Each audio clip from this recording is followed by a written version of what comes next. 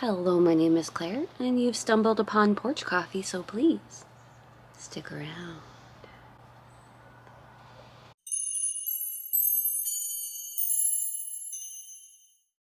Hi friends, my name is Claire, and this is my channel, Woodshed Theory. Here, I make content about what it is like to live as an adult on the autism spectrum, and whatever else feels good to me. So if that sounds good to you, or if you're feeling particularly gracious today, and I hope that you are, please go ahead and click the subscribe button, ring the bell. I almost forgot to mention that I put out videos 3 times a week. Hello friends. I know what you're thinking. What, Claire, are you 15? No, I'm 33, but I have not broken out like this in so long. I can't believe it. I forgot what it was like. I do not miss those days. If you are a teenager watching this, and my analytics say you are not, just hang in there. Isn't that terrible? I don't care. Some people will put makeup on to cover that, but this is who I am, so I was trying to think about what video to do today, and I decided to do a porch coffee one because my last video, the retrospective for the year, it took me 5 or 6 hours to edit that video, put all the pictures in. I thought I checked it to be perfect. There are a few mistakes, but it took a lot out of me.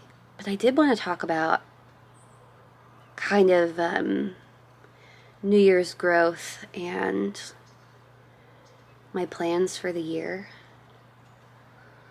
One of the things I learned from doing the retrospective is, well, it was interesting to see from my perspective, the ebbs and flows of my mental health and how that affected my videos throughout the year.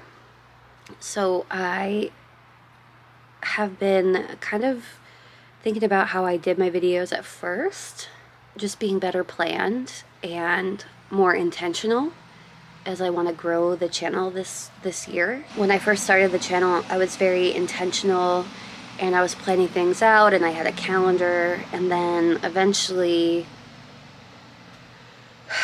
well, you know how executive dysfunction and depression can be. I just went into survival mode. I really wanted to continue doing videos during that time, so I just put out what I could, but I wasn't really thinking ahead. I was just doing video by video, and that's kind of how it's been the past few months, which is fine. I'm not going to be hard on myself because if you guys didn't know, I was diagnosed on the spectrum later in life, and I spent 30 years of my life trying to be perfect and living in a state of high anxiety, and it was awful. So the whole point of this endeavor for me is, as far as like personal goals, is to find a way to accrue some income that's much better for my mental health, a much better fit for my mental health. So I don't mind that. That's how the channel kind of grew or progressed as the year went on. But I am feeling a little bit better mental health wise now, especially since my visit to my sweet parents. So I've been working on, writing out my goals for the year, getting more organized.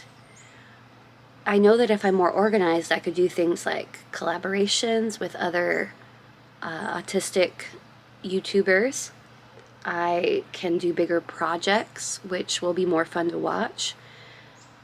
So I've started in that direction, getting back to treating my business like a business. I don't want to say it like that. It just not, I don't want to say I was doing the bare minimum, but I was just in survival mode. And my thoughts during the time was just show people what it's like to be on the spectrum. And if that means just sitting and having coffee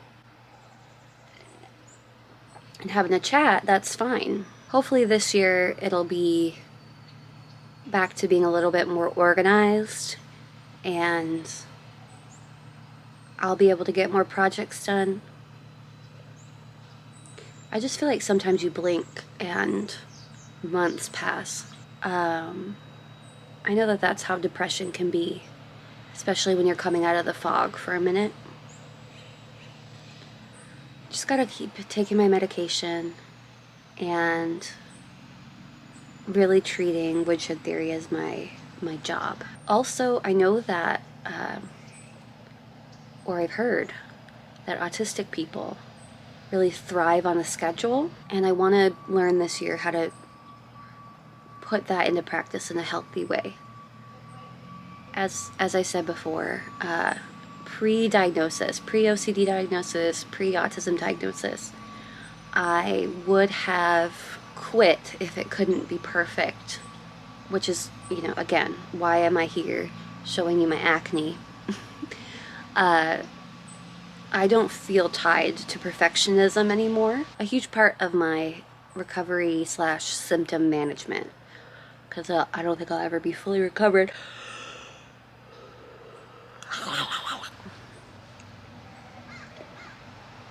has been letting go of that perfectionism and embracing the chaos. Taking a chill pill. Have I done a video on perfectionism? I feel like I have not. So maybe I'll do a video on that. I'll definitely write that down in the planner. How perfectionism doesn't actually serve you and can actually hold you back.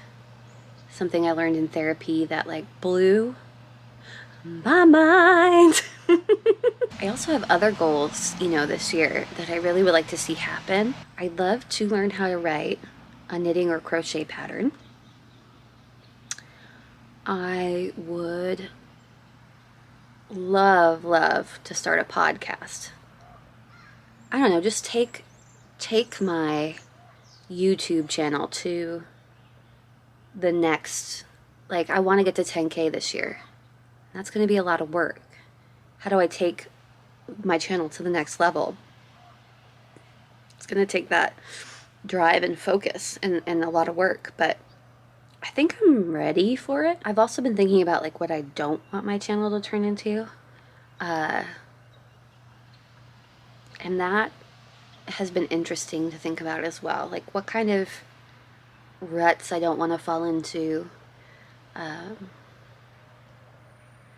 I like doing the autism videos, but I've also noticed that some channels who do autism videos, which, before I say anything, I hesitate to say anything because I think what they do is great and they're obviously very successful. But I don't think there needs to be any more channels where people do like signs you might have autism. Just like an abundance of those videos where it's like 10 signs, 10 symptoms. It's like, okay, but then you know you have autism, and then what?